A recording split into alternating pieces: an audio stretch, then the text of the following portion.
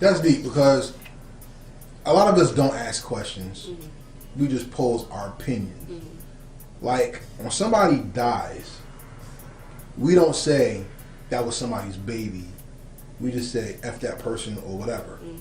It's only when children or the elderly die we get emotional. And I think that's a crime. The reason why I think this way is because in the early 2000s, Def Comedy Jam turned to Def Poetry. And that's when poetry came more alive for me.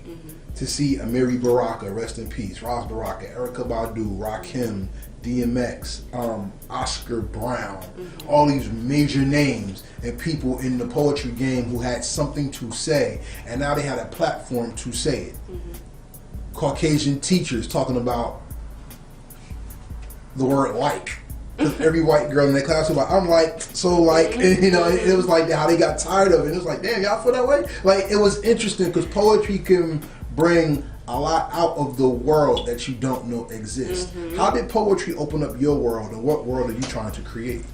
Woo, poetry opened up such a big world for me. Oh my gosh. Like I said, I used to be a very, very shy person. Like, I would not even be doing this right now. And, you know, honestly, I won't even say it was poetry. Like, poetry opened up a lot of doors for me, but someone opened up a door for poetry to me, if that makes sense. Yeah, I don't think I said that right. Basically. So, and mind you, I had been writing. I've always been writing ever since I was, let's just say middle school. That's safe. But it wasn't until I got into high school and I had this amazing teacher. Shouts out to Miss Jessie Brown, aka Jessie Merrigan now.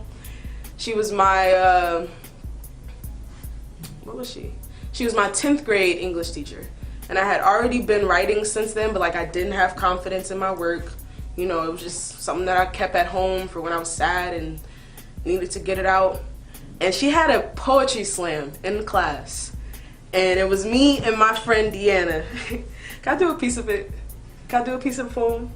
You want to do it now, or you want to do it on your piece for later? Okay, I'll do that. Okay.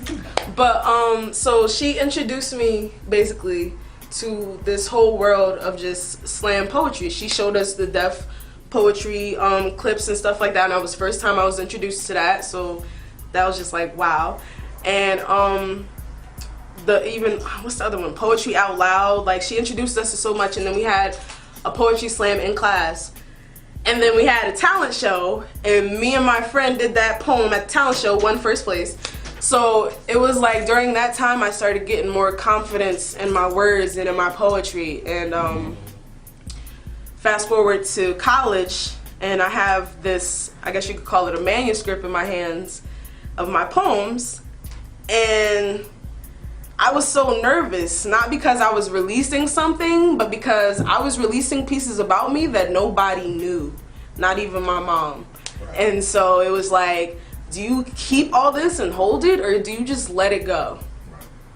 I was just like, I just have to let it go. And I was like 19, 20 years old. Yep.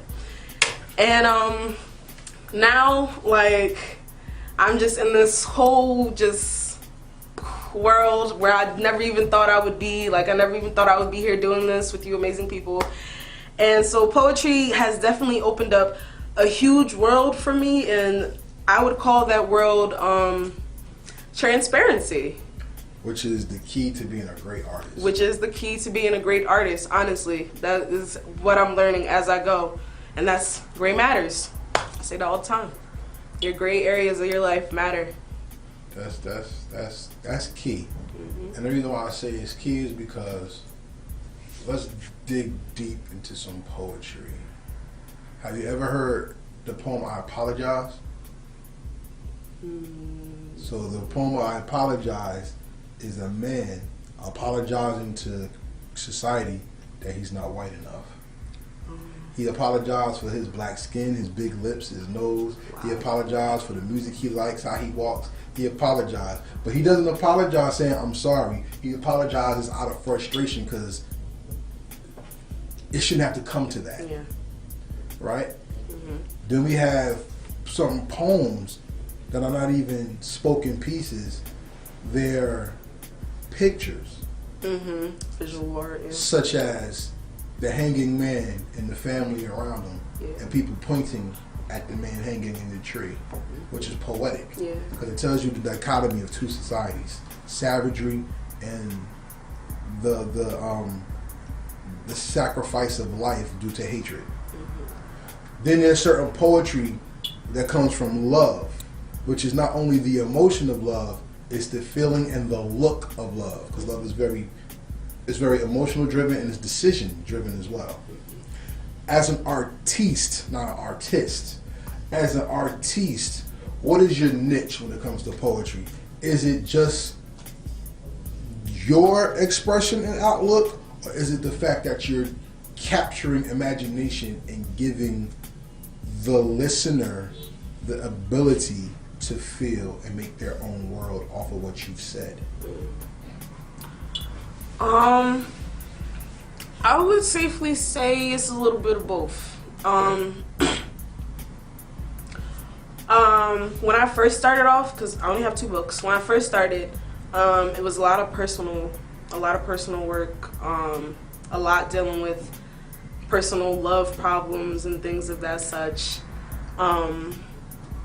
Going forward into the second book, I like to call them, I make up a lot of phrases, but I like to call them experimental pieces, because those pieces are not necessarily something that I was going through personally, but it's something that, you know, as a society, we can all relate to, and we know at least someone else who is personally going through that, just like Letter to His Wife. And so, I don't know, I kind of just,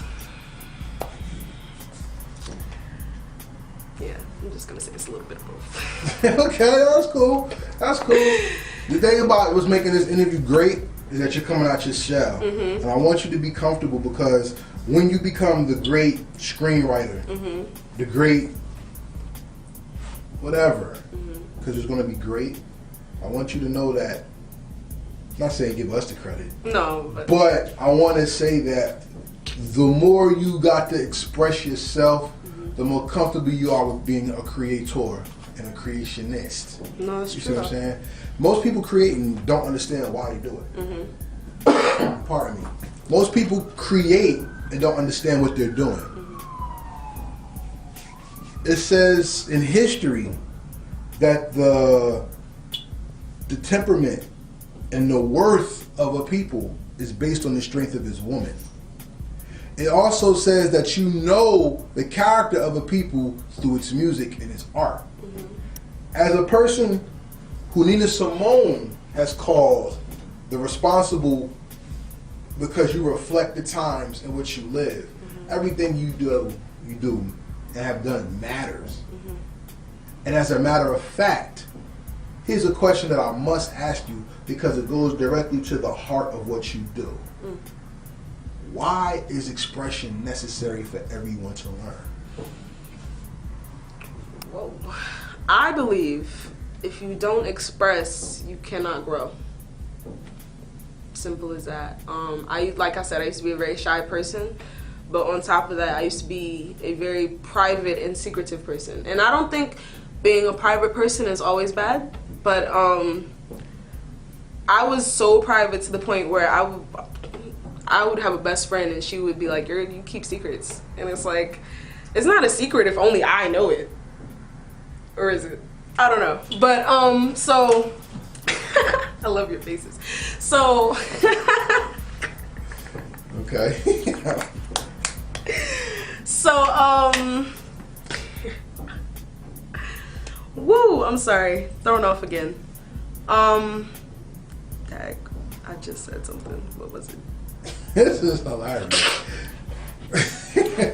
Stop. The point is about expression, though, and why is it important for people to learn expression? Yeah, because expression is very good for growth. I believe if you don't express, you can't grow past where you already are. And I don't mean just poetry expression. I mean communication, just talking in general, expressing your feelings, how something bothers you, what doesn't bother you, what you like, what you don't like. If you don't express, you can't you can't grow. You can't expect people to help you grow. You just stick in the mud.